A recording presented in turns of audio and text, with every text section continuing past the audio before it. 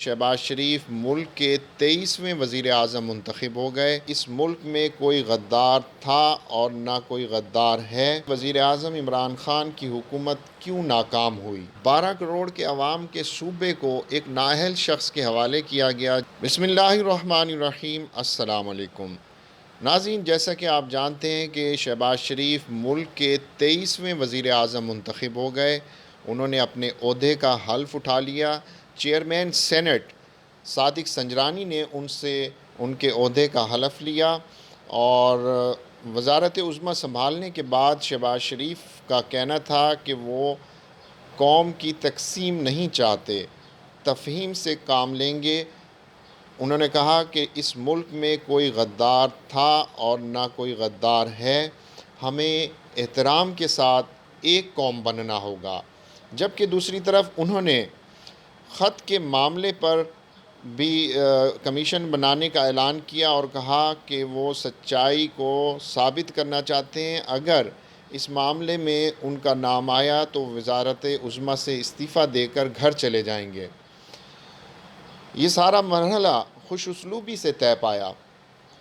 यकीनन मुत्तहिदा अपोजिशन की जमातों ने और उनकी क़यादत ने मुदब्बिराना फ़ैसला किया और बसीरत का मुज़ाहरा करते हुए इस मरहले को अपने अंजाम तक पहुँचाया।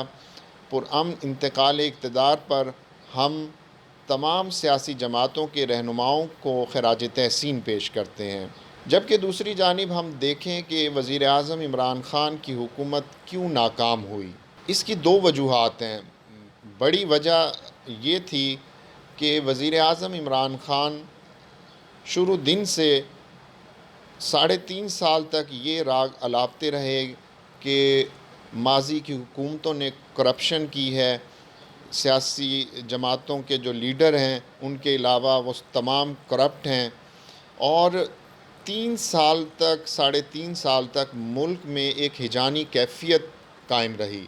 मरकज़ में देखें तो जितने भी वज़ीर थे उनकी इदारों पर अपने वज़ारत जो उनके पास वज़ारतें थीं उस पर उनका कंट्रोल नहीं था। वो मीडिया पर आते थे और बयानबाजी करते थे जिसका कौम को कोई फ़ायदा नहीं होता था और वो जो है एक मुल्क में हिजानी कैफियत कायम थी।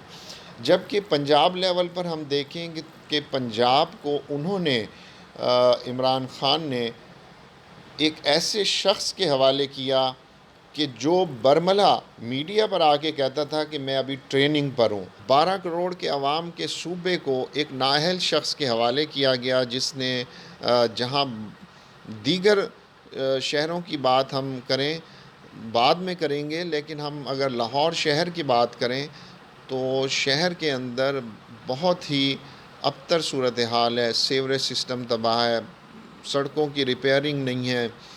अस्पतालों में जाएं तो वहाँ पर जो है मरीज़ जो है वो ख़ार होते हैं और उनके बैठने की जगह नहीं है, उनके खड़े होने की जगह नहीं है और जो एक गिरफ्त थी हुकूमत की पंजाब लेवल पर वो कहीं नज़र नहीं आती थी। 3.5 साल तक वो यही राग अलापते रहे कि माजी की हुकूमतों ने करप्शन की है। उनके अलावा तमाम सियासी कायदीन जो हैं वो करप्ट हैं और रोज़ सुबह ये भाषण दिया जाता कि अब बेहतरी आएगी। कभी 100 दिन का टारगेट दिया जाता, कभी 3 महीने का कहा जाता, फिर कहने लगे सब्र करें, फिर कहा सुकून कब्र में है, फिर कहते घबराना नहीं है।